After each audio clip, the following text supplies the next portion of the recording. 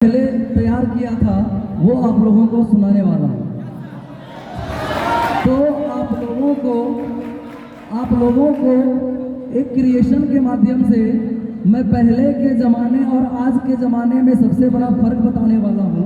ऐसे फ़र्क तो बहुत सारे हैं, लेकिन फ़र्क बताने वाला हूँ कि पहले के सब ज़माने पे रिश्ते जो तय किए जाते थे, आप लोगों को पता ही होगा कि पहले के ज़माने पे जो रिश्ते तय किए जाते थे वो हमारे माँ बाप अपने इच्छा से तय करते थे, और आज के ज़माने पे जो है लड़के लोग अपना अपना पहले से रिश्ता तय कर लेता है, माँ बाप को पता भी नहीं होता।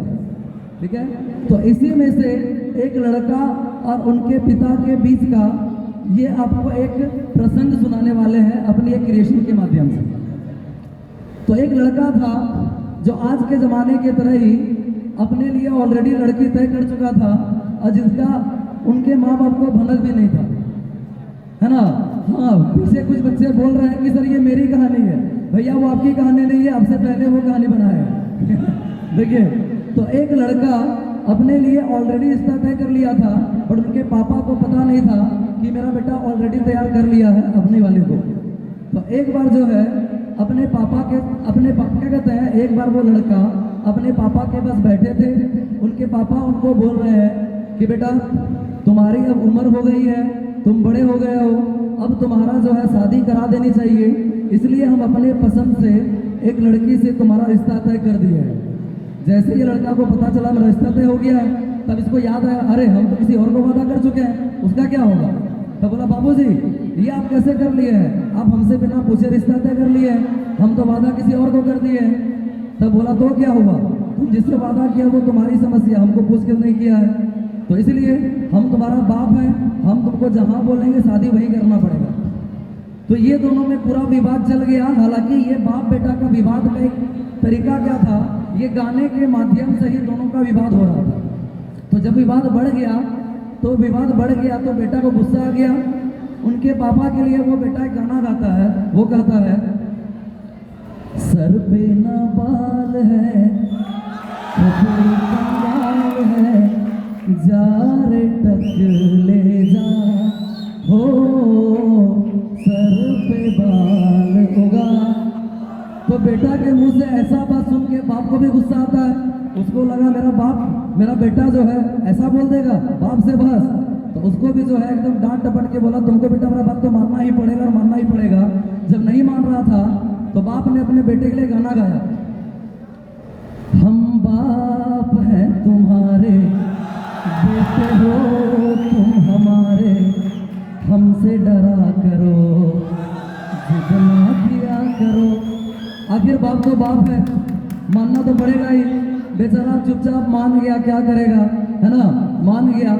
लेकिन मान के एकदम चुपचाप जो है घर पे एकदम सोया हुआ है। तब तक इसका एक दोस्त था जो कि पैसे से भिखारी था, जिसको ऑलरेडी पता था कि मेरा दोस्त का कहाँ पर रिश्ता चल रहा था खुद से, और कहाँ उसके पापा रिश्ता तय कर दिए। तो उनके दोस्त को जो है, उनका जो भिखारी दोस्त था, है ना, उनको जब पता चला कि मेरा दोस्त का रिश्ता उनके पापा ऑलरेडी वही तय कर दिए हैं जहाँ लड़का खुद चाह रहा था। ठीक है, जैसे पता चला तो लड़का एकदम, उसका जो भिखारी दोस्त था एकदम गदगद होके गया अपने दोस्त के पास। बोलता है एकदम दोस्त को, अरे गोलू कहाँ पर है रे। बोलता है, क्या बताए यार, मेरा पापा तुमको पता ही है, हम किसी और को पसंद करते थे, मेरा पापा जो है शादी किसी और से लगा दिया। बोलता, अरे बुढ़बा कहीं का, अरे तुम जिसको पसंद करता है वही लड़के से तुम्हारा बिया लगा दिया है। बोलता, अरे ये बात है। बोलता, हाँ ये बात है। एकदम लड़का आओ दिखाना था, एकदम गदगद होके जो है उठाया साइकिल, पहुंच गया ससुर के पास। ससुर के पास गया, एकदम पूरा तान के साथ महाराजा दामाद सिंह पधारे हैं, वो है स्वागत करने के लिए। तब तक उनके पापा जी आए। बोलता, कौन, कबाड़ी की तरह आवाज देके चिल्ला रहा है। बोलता, ससुर जी हम आपका होने वाला दामाद है। बोलता, अच्छा तुम ही हो। बोलता, हाँ ससुर जी। बोलता, अच्छा क्या बेटा तुम आ गया, वैसे भी तुमसे मिलने वाले थे, अच्छा आ जाओ बैठो, तुमसे बातचीत कर लेते हैं। तो उसके बाद जो है बैठाया और पूछा कि बेटा तुम पढ़ाई कहाँ से की हो, है ना, कहाँ तक की पढ़ाई की हो। बोलता, ससुर जी हम TTMP हैं। बोलता, TTMP ये कोई नया डिग्री है क्या। बोलता, नहीं ससुर जी, डिग्री तो बस पुराना है, बस कहने का अंदाज नया है। बोलता, अच्छा फुल फॉर्म क्या है इसका, समझे नहीं ससुर जी, टर्म टू मिडिल पास। बोला, अच्छा मिडिल पास हो तुम, अच्छा करते क्या हो? तब ये बताया अपना काम, बोला कभी झाड़ू लगा लिया, कभी कचरा उठा लिया, काम ना मिला तो ससुर जी भीख मांग के खा लिया। तो अपने होने वाले दामाद के मुंह से ऐसा बात सुन के उसको बड़ा गुस्सा आया, और जो भी रिश्ता होने वाला था उनके पापा को जो है कॉल करके बोला आपसे रिश्ता कैंसिल। जब इनके पापा को पता चला कि हमारा नालायक बेटा वहाँ पे जाकर रिश्ता तोड़वा दिया है, तो इनको खूब कूटा, इतना मारा कि बेचारा एकदम हड्डी पसली सब एक हो गया। और नींद में भी जो है सपने में भी अपना बाप को याद करके गाना गाता है। क्या गाना गाता है?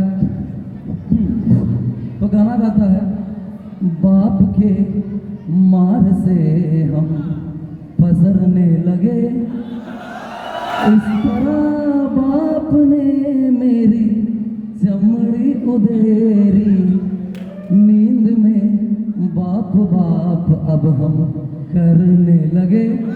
तो ये तो इतना लड़का का हाल। उधर लड़की जो थी उनको भी जब पता चल गया कि बेचारा हमारा होने वाला पति को भगा दिया गया है, तो वो भी दुखी मन से अपने पापा से जो है झगड़ा उगड़ा करके अपना सामान बोरिया बिस्तर बांध के जो है निकल गई, जो आजकल का जनरेशन में ज़्यादातर देखने को मिलता है, ठीक है। तो वो निकल गई। अब रोते रोते बेचारी जा रही है कि पता नहीं मेरा वाला का हाल क्या होगा। रोते रोते जा रही थी, है ना, रोते रोते जा रही थी। तो रास्ते में एक बुजुर्ग मिला जो डाबर का दवाई का प्रचार कर रहा था। उनका सुबह से कोई दवाई वगैरह बिका नहीं था। उसको लगा कि चलो भाई कोई दुखियारा इंसान है, मौके पे चौका मारते हैं, अपना बिजनेस संभाल लेते हैं। तब उसके बाद जो पूछा कि बेटी क्या हाल है, क्या बात है, क्यों रो रही हो? तो बताया कि देखिए ऐसा बात है ना, ऐसा बात है कि मेरा पति को, होने वाला पति को मेरे जो पापा है वो निकाल दिए, ऐसा हुआ। अब पता नहीं उसका घर में क्या हुआ होगा। तो बोला लो बेटी, वो डाबर का दवा बेच रहा था, वो डाबर का दवा देके बोला लो बेटी तुमको डाबर का दवा, और साथ में गाना गाया उनके लिए, डाबर की दवाई लेती जा तेरा पति बीमार मिले, मायके की कभी ना याद आए, ससुराल में इतना मार मिले, ठीक है। उसके बाद जो है, इसके बाद ये डाबर का दवा लेके गई उसके बाद अपना वाला के पास, है ना। तो वो जो है बेचारा याद करके सोच रहा है कि मेरा बाप तो हमारा मार के एकदम चमड़ी उमड़ी उधार दिया है। अब पता नहीं उसका बाप का हाल क्या, उसका हाल क्या होगा, क्या किया होगा। उसको याद करके गाना गा रहा है, लंगड़ी सी लूली सी वो, बहरी सी कानी सी वो, जाने वो कैसी होगी रे, हो लंगड़ी सी लूली सी वो, बहरी सी कानी सी वो, जाने वो कैसी होगी रे, हो आँख है आलू जैसे, बाल है भालू जैसे, जाने वो कैसी होगी रे। तब तक ये गाना गा ही रहा था, तब तक ये उनकी होने वाली पत्नी जो है वहाँ पहुँच गई। अब जैसे अपने होने वाले पति के मुँह से ऐसा सारी तारीफ सुनी, अब जितना स्पीड से बेचारी आई थी उतना स्पीड से वापस जाने लगी। अब बोले अब उसको मनाना पड़ेगा, अब तो सब सुन ली, अब उसको मनाना पड़ेगा। रूठे पिया को मनाऊं कैसे? अब बोला मनाना पड़ेगा, लेकिन बेचारा कभी मनाना आता भी नहीं था, कभी मनाना नहीं आता था। तो जैसे इसको लगा उसको मनाने के लिए मनाने लगा।